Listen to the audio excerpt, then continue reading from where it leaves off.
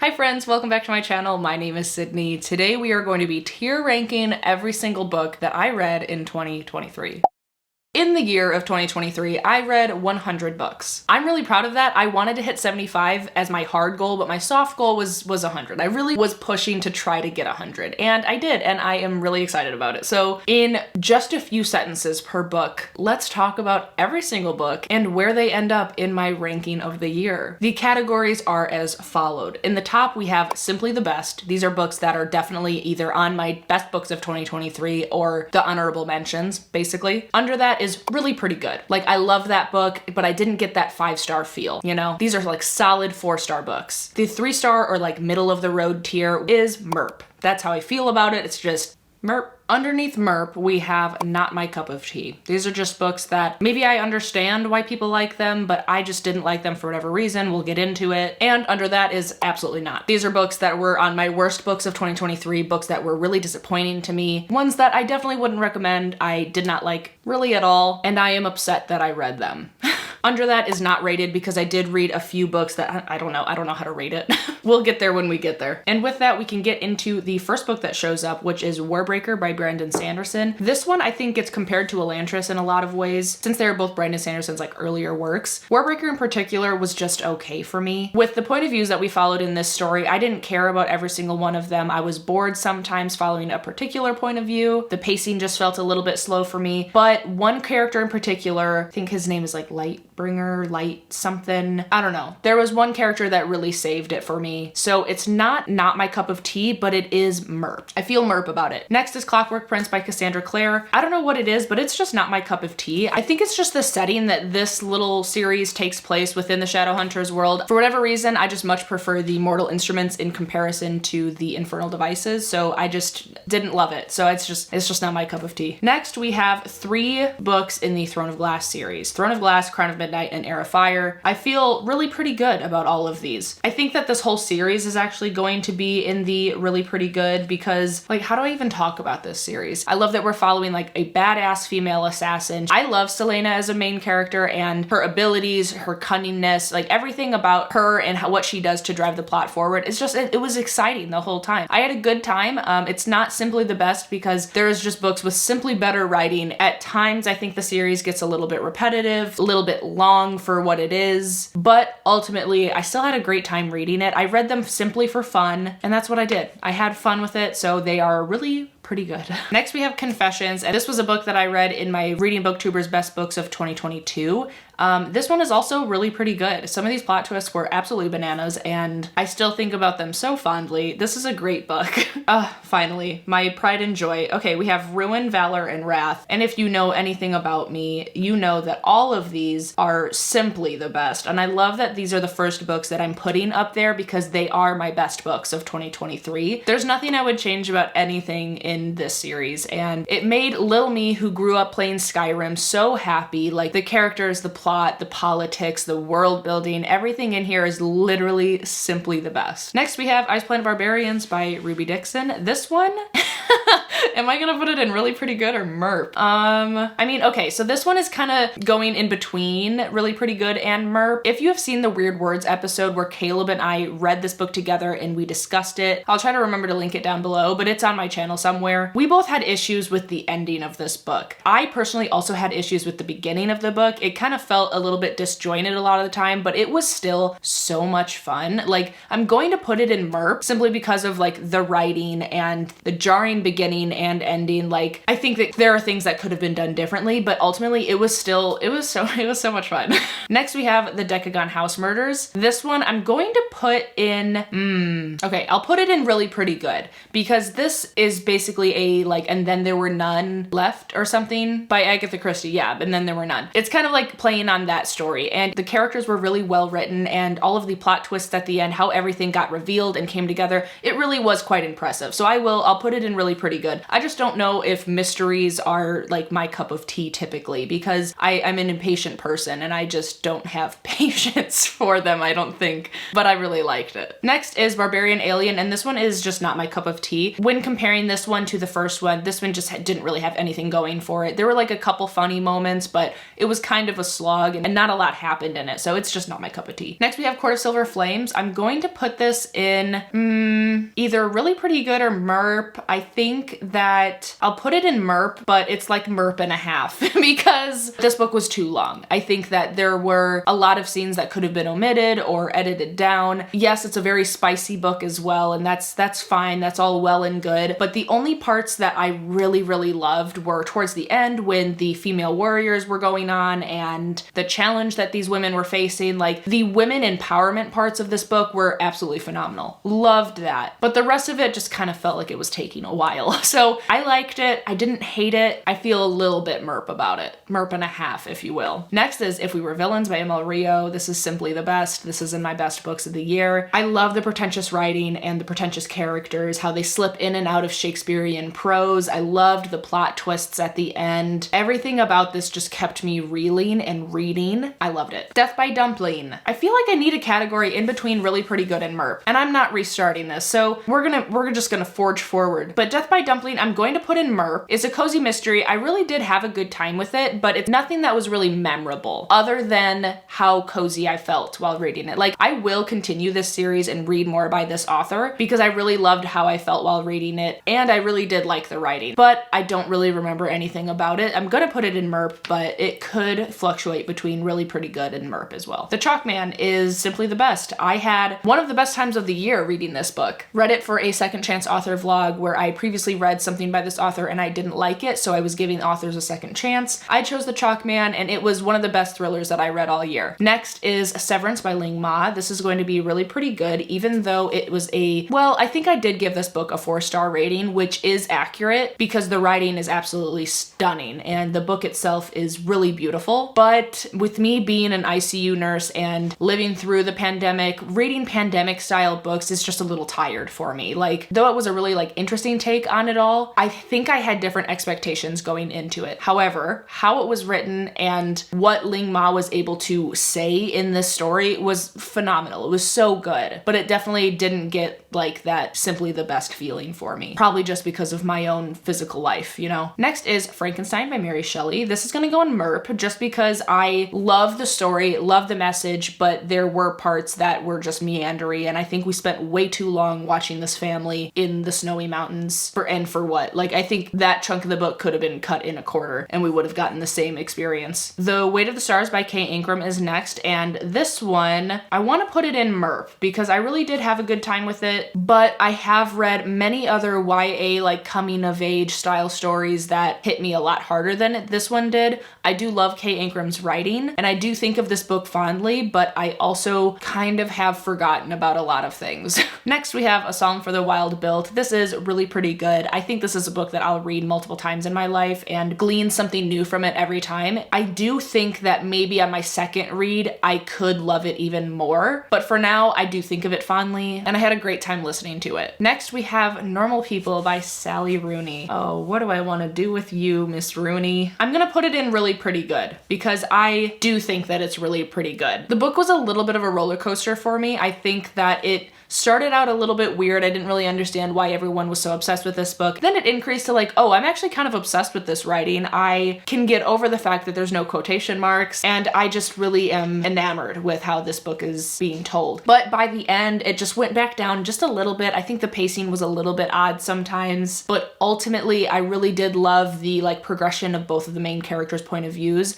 And I mean, I'll think about it. I'll think about it for a while, but I don't know how it'll hold up eventually. That's kind of how I feel. Next, we have Something in the Water. This is also really pretty good. This was a thriller that I read in one of the challenge videos that I did. I think I was swap my phone time for reading and read this one in a day, and I had a great time with it. Really solid thriller, great plot twists, and I would recommend that one. Next, we have Kingdom of Copper. This is really pretty good. This whole series. We also have Empire of Gold. I'll put it in really pretty good as well. This is the David trilogy. I finished this in January of last year, actually, and it holds up. It's a really solid series. City of Brass was a 5-star read for me, but these two, maybe it was just because I took too much time to actually continue the series, so my love had kind of waned, but ultimately it still holds up. It's a fantastic series. Next, we have Obsidian by Jennifer L. Armentrout. This is absolutely not, under no circumstance should you read this book. It was awful, and I'm so sorry to be so rude, but it is a ripoff of Twilight, and instead of vampires, it's aliens. I have no love for this book at all. It's not good. Next, we have Ring Shout, and this one is gonna go in MERP. I really did enjoy the horror aspects of this book. I think they were written really well, really eerie, and I do appreciate what the story was talking about and what the messages were. And this one is another one that could fluctuate between really pretty good and MERP, but at the end of it, I felt okay about it. Next, we have Leave the World Behind, and I don't really know what to do with this one. I think it's either between Not My Cup of Tea and MERP. Honestly, I'm just gonna put it in Not My Cup of Tea for now, just because,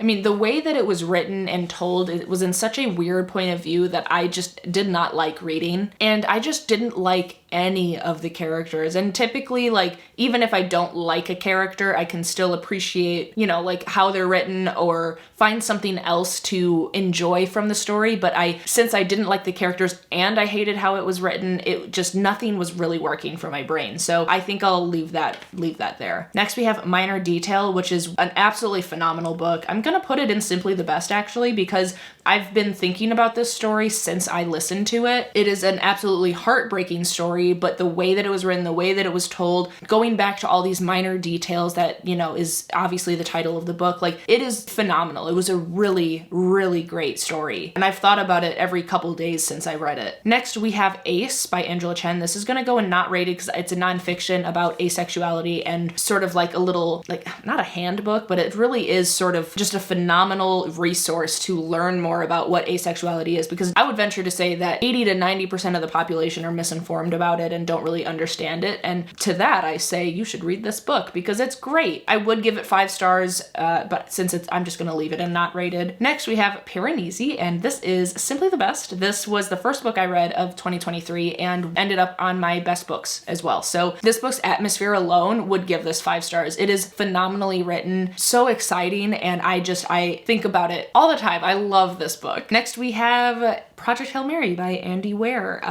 I'm going to put this in MERP, and I'm sorry if that hurts any of you, but that's how it feels for me. Like, I did enjoy the story, and I do like the main characters that we follow, but the ultimate, like, trajectory and actual plot of the story was just okay for me. Like, the heaviness of the math and science were just over my head. I just did not care at all about it, and even though I loved Rocky, they couldn't save it completely for me. So it's gonna go in MERP. I still think of it fondly, but MERP. Next, we have Dirty Letters by V. Keeland and Penelope Ward. I'm gonna put this in MERP. There are portions of this book that are written in like pen pal letters, and I love a letter situation. But the reason it's in MERP is because that section didn't last as long as I wanted to. Once these two main characters actually stopped writing letters and began like conversing in person, like, I just didn't really believe the relationship, and it kind of just fell off from there. But I do think of those pen pal letters fondly. Next, we have Delilah Green Doesn't Care. This is going in really pretty good. One of my favorite queer romances that I've read to date. Love both of these main characters. I think it was written really well. I love the plot. There's a lot that I love about it. And I don't really have a critique other than, since I've read it, I've kind of forgotten about a lot of it. So not simply the best, but it is really pretty good. Next, we have Tripping Arcadia by Kit Mayquist, which is also really pretty good. I love this like dark academia, not dark academia, it's like a gothic horror, like mystery thriller. I had a lot of fun reading this one. Loved the setting and the atmosphere. Wow, yeah, I'm thinking about it, like, I really do love that book. It's good. It's a good one. Ooh, next we have Outline. Let's put that in Simply the Best by Rachel Cusk. I really liked this book. This one could be really pretty good or Simply the Best. My first reaction was Simply the Best, so I'll leave it there. This is just like a really good book on like the human condition and how we tell stories to one another, how we converse with one another, and I really liked it. This is another book I read in the same day that I read Something in the Water, actually, and it was a fun little coupling of books to read that day. Next we have Imposter Syndrome by Kathy Wang. I have to put this in really pretty good. Even though the feelings surrounding this story weren't always positive, the writing was really solid. Next we have The Beautiful Ones by Silvia Moreno Garcia, and this one is going to go in MERP, I think. Silvia Moreno Garcia's writing is enough to put it in really pretty good, but I think that the story was trying to do a little bit too much. Like, if it was what it was without the magic, I think I would have loved it way more. But adding the little, like, I don't know if magical realism is correct to say, but like just adding in magic to the plot sort of took away from the characters and their relations, to me at least. From what I remember, I just think that it felt a little bit too scattered. But I do still think of it fondly because beautiful cover, I love her writing always. It was a great story, but the writing wasn't enough to save it in my memory bank. You know what I'm saying? Next we have Memento by Jay Kristoff and Amy Kaufman. It could go in really pretty good because it was really fun to be back in this world. This is the Illuminae files. It's like a novella, a 0.5 before the first one. And I do think that it has a lot of merit because it was fun to go back in the world, like I said, and sort of live through an experience that we talk about in the first book. And in this novella, you kind of live through that experience. So it's like a retroactive sort of bit of information, if you will. But ultimately, it just doesn't feel like it belongs in really pretty good. Like, some of these are based off vibes, you know, like just where they feel like they should rank. And this one, again, even though I had fun reading it, it was so short that I don't really have any physical, like, emotional attachment to it. So I'm gonna put it in like the 3-star sort of like MERP range. Next we have Billy Summers by Stephen King. I'm gonna put this in not my cup of tea. I just don't know if me and Stephen will ever get along. I don't know what it is, but I just felt like this book was way too long. I thought that it would be a winner for me because it's not his horror, it's more like a mystery detective style thriller, and I just could not care less about Billy Summers and what was going on in this book. And I do think it's partly the writing. Like, I did not really love it, and I'm sad about it. Like, will I try again? I don't know, probably, but this one was not a win for me either. Next is True Biz by Sarah Novich. I'm gonna put this in really pretty good. Loved the deaf representation, the explanation and the education that we got in this book regarding the deaf culture and community. The reason it's not simply the best is the ending was a little bit weird for me. And I don't know if there was just something that like went over my head, but I remember ending the book and feeling like, didn't love that. And now that I'm thinking about it, the story actually took a couple turns that I wasn't expecting and didn't really love, but the overall like energy of the book and my experience reading it was still really pretty good. Next is Lessons in Chemistry by Bonnie Garmis. This one is not my cup of tea. I talk about it in my worst or disappointing books of 2023. I didn't like it. I didn't believe the romance. I didn't love the turns that the story took. Though I did like the writing and did appreciate the messages that are being put forth, I still I didn't like it. I just didn't like it. Next we have Sea of Tranquility by Emily St. John Mandel. This is really pretty good. Really solid sci-fi story. I believe this one is the one that was like playing with time travel sort of, and I want to say that it also involves the pandemic as well. Oh my god, wait, yeah, okay, flipping through this one was a pretty emotional read for me, and I just know that I love Emily St. John Mandel's writing. I really am excited to read more from her this year. It's not simply the best because I remember being a little bit confused by some of the reveals at the end. I didn't recall some of the characters that were being named, so it kind of took away from the aha moments, but it was a beautiful story and obviously made me cry, so we'll leave it there. Next is Magnolia Parks by Jessa Hastings. This is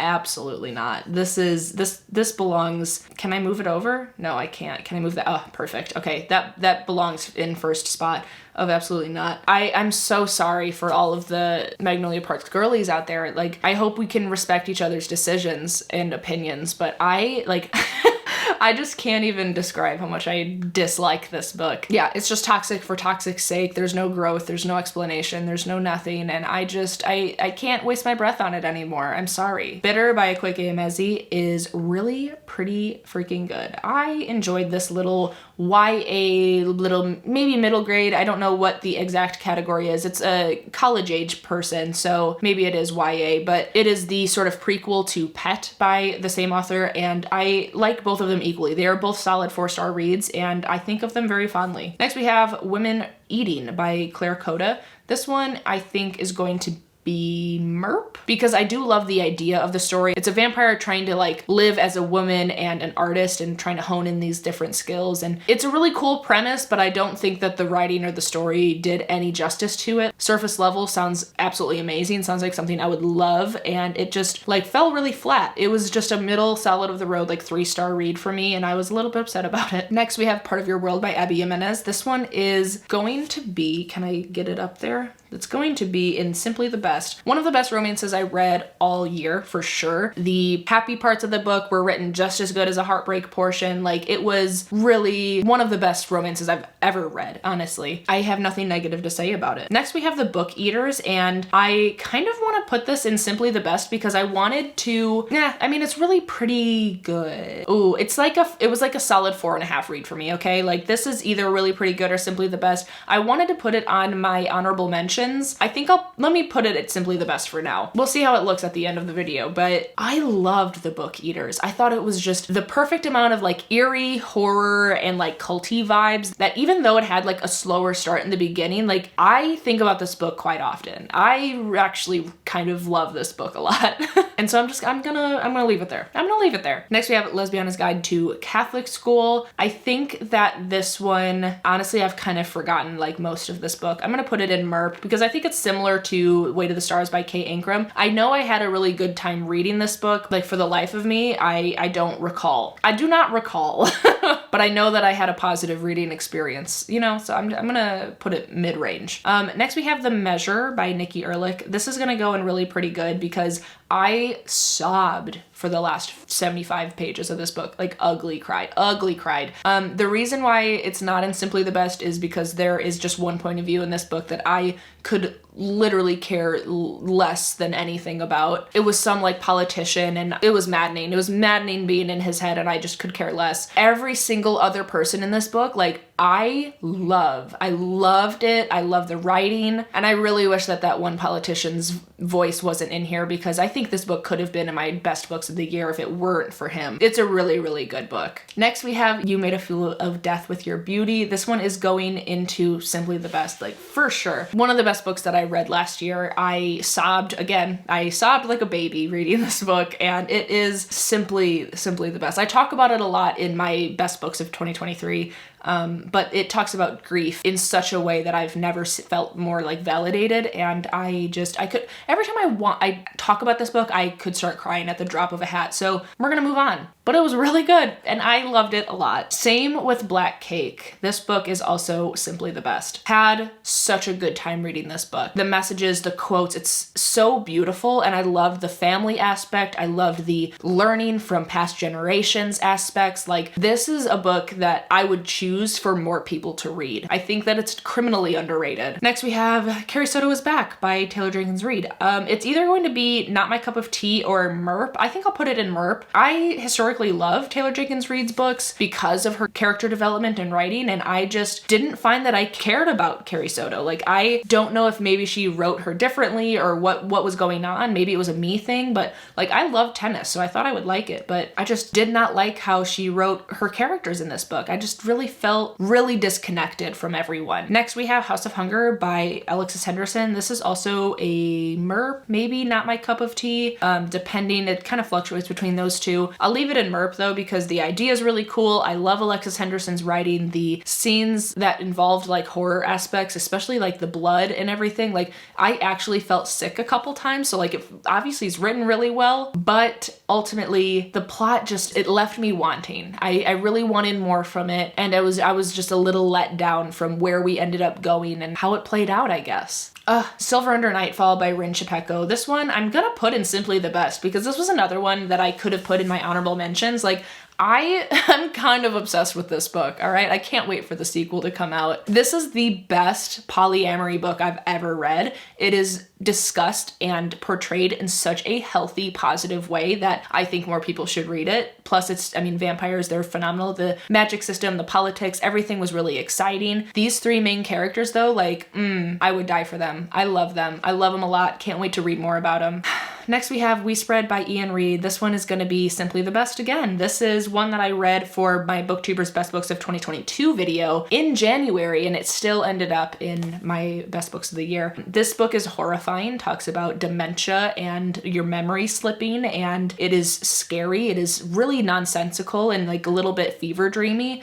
It is everything that I love, and it is so good. I love that book. Love it. Next we have River of Silver. I'm gonna put this in MERP just because, I mean, it's a short story collection of little stories of the David Bad trilogy, and I liked being in those worlds again with the characters, but I think short stories are just hard for me because as soon as I start to love a main character or like get back roped into a certain situation going on, then the short story is over and then we're going on to a new one. So it's just like a little bit jarring, and I'm very much someone that I love to just be completely enveloped for a long time in a certain story. So my reading experience is why it's in MERP, but the actual writing and stories were great. Next we have Terms and Conditions. I'm going to put this one as well as The Final Offer in MERP because I loved the fine print so much. Like that is a 5-star read for me. Oh, speaking of, did I read that year? Yeah, fine print I'll put up in simply the best because I would die for that book. But Terms and Conditions and Final Offer I just didn't like as much. In Final Offer, the brother we follow struggles with addiction, and I just didn't love how it was written the whole time. Like at one point it would say like, oh, if he loved me he wouldn't do drugs or drink anymore, whatever, and that's obviously not how addiction works. But then in like 4 pages later it would say exactly that, like, oh, I know that he has to do it for himself, and it was very like, I don't know, hot and cold of like how the addiction was portrayed. I just didn't feel right about it. And then Terms and Conditions, again, I just didn't really love the romance a lot, and how the female main character was written I didn't love a whole lot either. But overall I still liked the idea of the trilogy. I still had fun. Next we have Trust of the Emerald Sea. This is a simply the best book for me. On my Best Books of the Year, I thought it was whimsical, it was funny, and just it was so much fun. It's a book that I look at and just feel like warm and happy. Nothing but fond feelings for Tress. Next we have The Verifiers. Okay, this is another one that I would love for more people to read. This is by Jane Peck. I freaking love this book. Like, this is one that as soon as I was done with it, I immediately went to the author's website, went to her Instagram, was trying to figure out if she was writing more books because I loved the writing, I loved the story. This was like a 4.5 star for me. It's not simply the best. It is better than Really Pretty Good in my mind. Like maybe it was a right time, right thing, but I loved this book. I thought it was so much fun. Encyclopedia of Fairies. Okay, this one is not my cup of tea. I know that y'all are loving this book, but I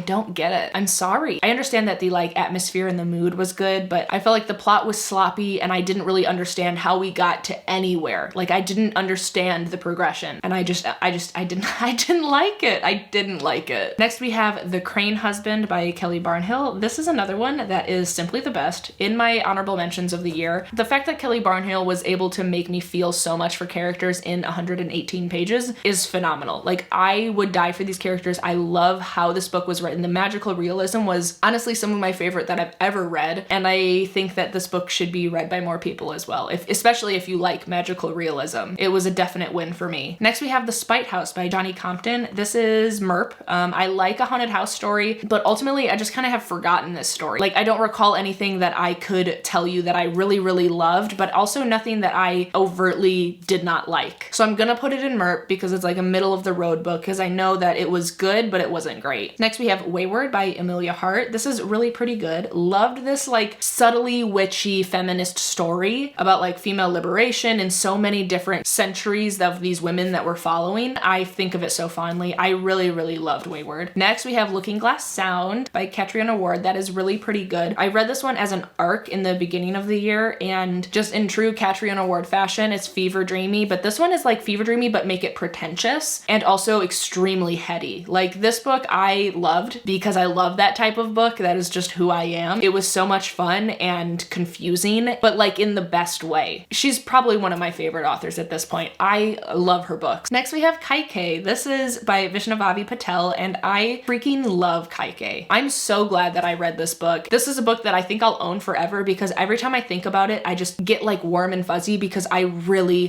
loved the main character. I loved the progression of her arc and the writing. I can't wait to read more from this author as well because it was phenomenal. It was a really, really good story. Next we have The Last Unicorn by Peter S. Beagle. This is really pretty good. Loved the cozy, classic fantasy sort of like fairy tale vibes. I have nothing bad to say about it. It didn't quite reach the simply the best tier for my like emotional state, but I think of it so fondly. Next we have Divine Rivals by Rebecca Ross. This is really pretty good. Gonna leave it there because I love the story, I love the premise, but when it's something is pitched as enemies to lovers, I want them to actually be enemies, and they just simply are not. So it really took down my enjoyment a little bit in this story, but ultimately, oh, and the romance I just really didn't believe.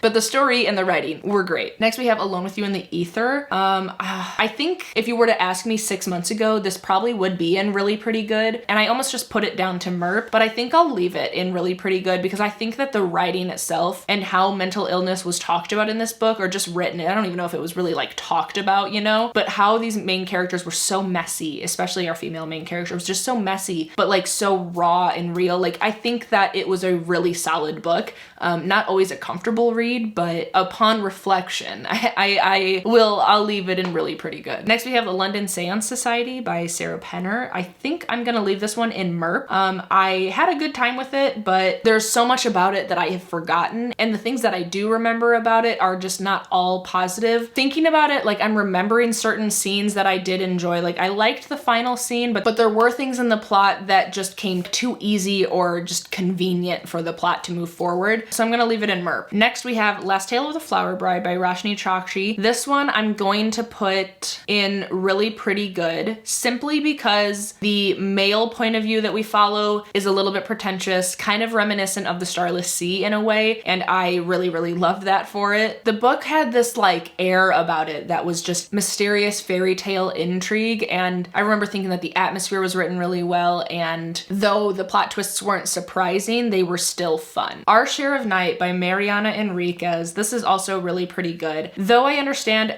the point of every chapter that was in this book, I do think it was still a little bit too long for what it is. The horror aspects of the story were actually pretty disturbing, and I really, really loved that. And I did like our main characters, but when we kept switching point of views, it lost me a couple times in the pacing because it was so long. So I will still think of this book fondly, but it ultimately like just suffered from the length and the pacing in my opinion. But it was still such a great story. The Wager by David Gran. I could put this in not rated, but I also think I rated it 5 stars.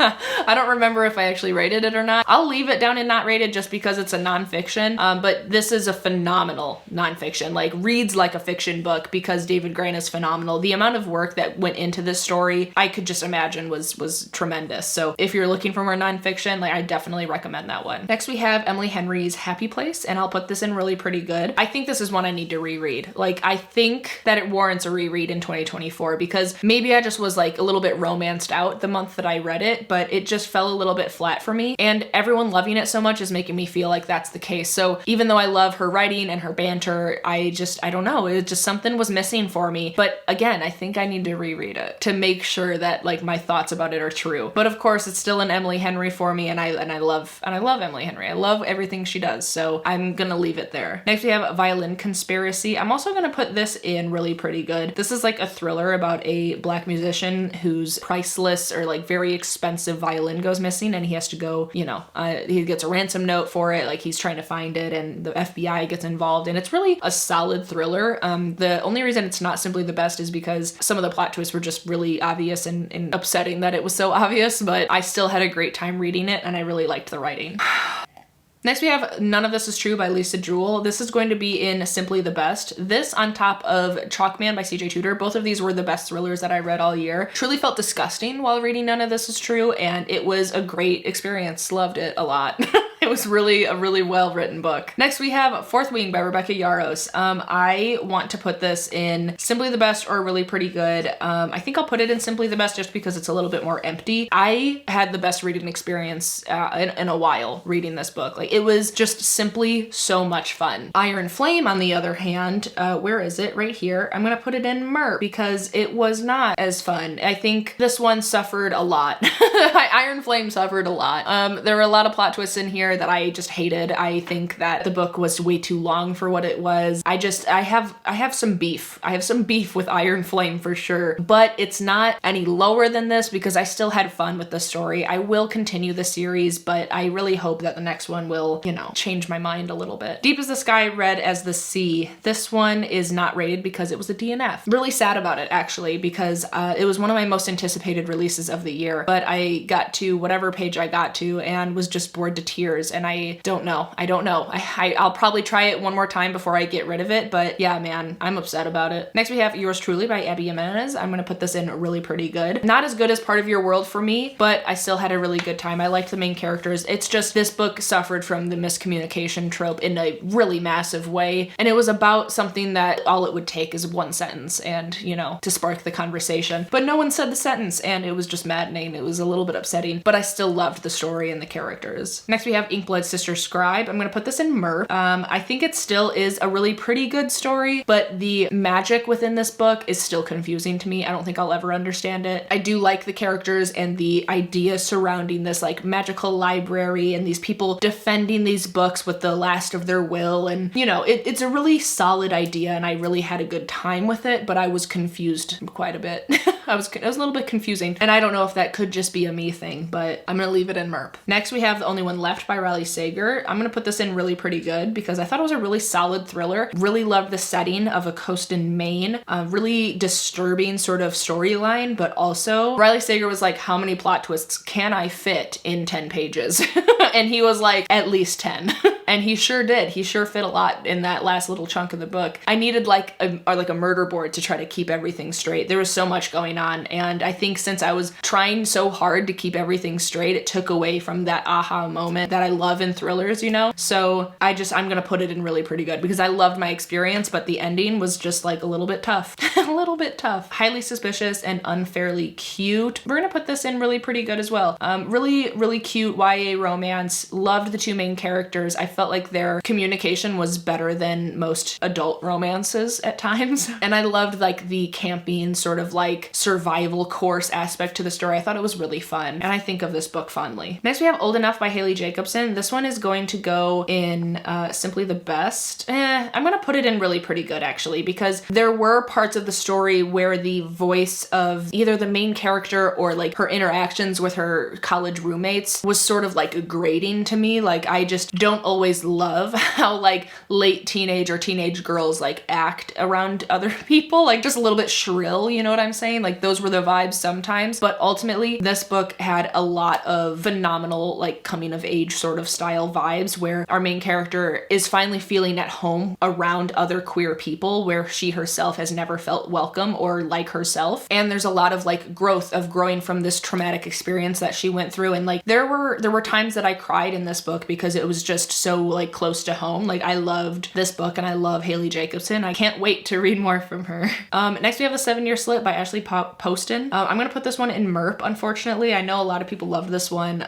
Sorry, but it was good, but I don't know. I just don't have that feeling of like, man, I want everyone to read this book, you know? Like I felt fine about it. The thing I liked most about this book was the character arcs. Like by the end of the book, like I really felt good about where our main characters were ending up, and I liked their interactions throughout the story, but ultimately like I like this is one that I don't know. Like I don't know why it didn't work for me, but it just felt okay. Next we have The Wishing Game by Meg Schaefer. I'm gonna put this one in really pretty good. This one could fluctuate between really pretty good and Merp. I don't really know like where emotionally it ends up ultimately, but I'll just leave it there. The idea of this like magical island and this author inviting all of these people that he has connections to this island for like a competition, it was really fun. The riddles were fun, sort of like childhood wonder and whimsy. It was cute. I had a good time. It was really surprising. This was one that I was really nervous about reading, but it won for one of my book club picks, and so I read it and surprisingly had a really good time. Next we have Family Lore by Elizabeth Acevedo. I'm gonna put this in Merp because it just ended up not working for me. Like there were too many point of views and it was really chaotic and hard for me to follow and understand who was who and what was going on. But the overall message of the book and, you know, the final little bit of the story. Like, definitely made me a little bit emotional. Like, I still love Elizabeth Acevedo's writing. I just think that this book could have had half the point of views and still told the same story, but even stronger. Next, we have Vampires of El Norte. This one I'm going to put in really pretty good. Love Isabel Cañas's writing. And since I was warned before going into this book that it was heavily focused on the romance, I was adequately prepared for that. I think that if I went into this thinking that it was going to be more horror, I would have been upset. But this was like romance book with some horror elements, and the vampires portrayed in this story were so fun. I loved the main characters. I ended up really liking this one. Oh, we're almost there, guys. We're almost there.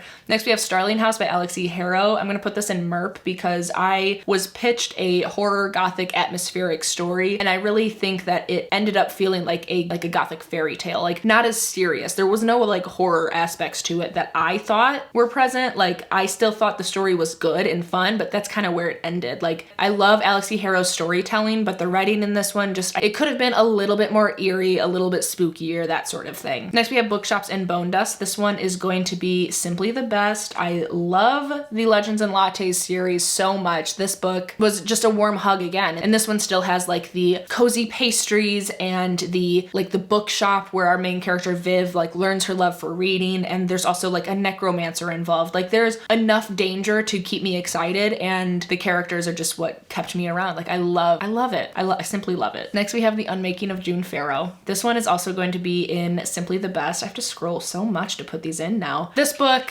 even though the time travel elements of it was a little bit confusing, like, just because time travel isn't like a specific science, like, you just have to accept that time travel is a thing, and you have to accept the rules they give you and not try to look into it so much. And once I did that, it was really good. I love Adrienne Young's writing. I think that she's becoming a favorite of mine. And this book just, it made me cry 4 times. Like, 2 of those 4 times, tears were rolling down my cheeks. Like, I don't even know what else to tell you. I loved it. I loved it. Next, we have Frugal Wizard's Handbook Guide to Surviving Medieval England. This is a not rated because I also DNF'd this one. I liked the story and the idea, but the writing just was not my favorite. Like, I know that Brandon Sanderson's trying to do this sort of like funny way of writing, and this was just too silly for me. Like, I wish that it wasn't written like that because I think that I could love the book, but it was just, I think it was just too silly. Next, we have Rouge by Mona Awad. I'm gonna put this one in really pretty good. It kind of fluctuates between MERP and really pretty good. Actually, no, I'm gonna put it in MERP because I just remembered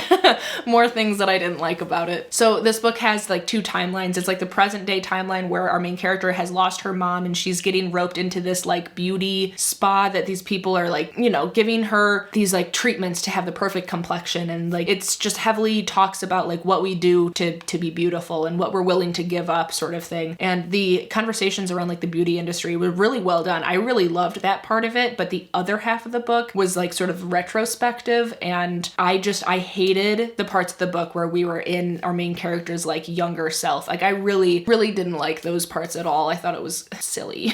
But the fever dreamy aspects of the book were really good. Mona Awad is good at what she does. I just didn't love every part of this book. Stranger Upstairs by Lisa M. Matlin also is going to go in MERP. Thought it was okay. I didn't hate it, didn't love it. I actually did like the reveals of like what we found was actually going on, but leading up to the final reveals, like the main character is really unlikable, and that's all well and good, but also the story itself was just sort of like not progressing. Not a lot happened. What was set up in the beginning of the story of what the main character was going to do, like nothing ended up progressing at all. So I'm gonna leave it in MERP, but yeah, not one that I would ultimately like recommend. Next, we have The Fragile Threads of Power by V.E. Schwab. This is simply the best. In my best books of the year, first book in the new series by V.E. Schwab, In the Darker Shade of Magic World. I just think that she's getting better and better with every book. I loved every page of this story. Loved getting to know our new main characters while also celebrating our old main characters in the previous trilogy. Loved everything about it. I cannot wait for the next one. Okay, 3 more. Are we ready? This next one is Love Light Farms by B.K. Borison. This one was not my cup of tea. I'll put it in MERP because the idea surrounding this with like a Christmas tree farm and a competition to win money, it was super fun. I mean, it has everything going for it. The cover's beautiful. The name of the book is Love Light Farms. Like, it's so cute, but ultimately like there was very little that I ended up loving about this book. I found this year that I love fake dating, but it has to be like believable. Like, it can't be 2 main characters that have loved each other their whole lives and then everyone's so happy that they're together. Like, there has to be some sort of stakes. Like, people have to not believe them, or they have to struggle to make it believable, sort of thing. Like, there was no stakes in this romance, and it just fell flat for me, and I was really sad sad about it because it had so much going for it. Next, we have Snowed In by Catherine Walsh. I'm gonna put this up in Simply the Best because this was the book that made me realize that I love fake dating. I haven't read a lot of fake dating, but like this is, in my experience so far, this is perfect. This is exactly what I like. It was so much fun, and I really don't have anything negative to say about it. I don't want to spoil anything, but I love the way that the third act conflict was written and how the plot was written in that way. Like I ate this book up. I loved it a lot. The last book that I read this year was Convenience Store Woman, and I'm going to put this in MERP just because I thought it was just okay. I enjoyed being in this main character's head. I thought that she was really endearing and likable. I liked that she was just content being a convenience store woman, and you know, she didn't really want to change. I think that when we welcomed in the male main character, I think that obviously he was just like taking advantage of her, she didn't really understand what was going on, and ultimately she like regains her confidence in some ways, but the story was just a little bit odd. The way that it was written just didn't like do anything special for me. You know what I mean? Like I still liked the story, but it wasn't anything to like write home about. You know what I'm saying? And that's it. Let me, wow, I have to go out this much in order for you to see them all. Go to 50%. Okay, this is the final ranking. I feel pretty good about it. I still think a couple of them could fluctuate between the two tiers like I kind of mentioned before. My average rating for this year was 4 stars, so this kind of checks out, you know, the most books being in the really pretty good category. I think in my actual like stats video, the 5 and 3 star ratings were actually closer than what they look like, but since I was talking through every single one of them, I mean, this is where it landed, and I feel pretty good about it, and that's 100 books. That's 100 books that I read last year. That's really exciting. Let me know down below if there's anything on here that you agree with me on. I'd love to know if we have similar tastes, but if you don't know what else to say down below, then leave me the cake emoji down below in the comments, and while you're down there, don't forget to subscribe and like the video. I always appreciate your support, and of course, be kind to one another, and happy reading. Bye!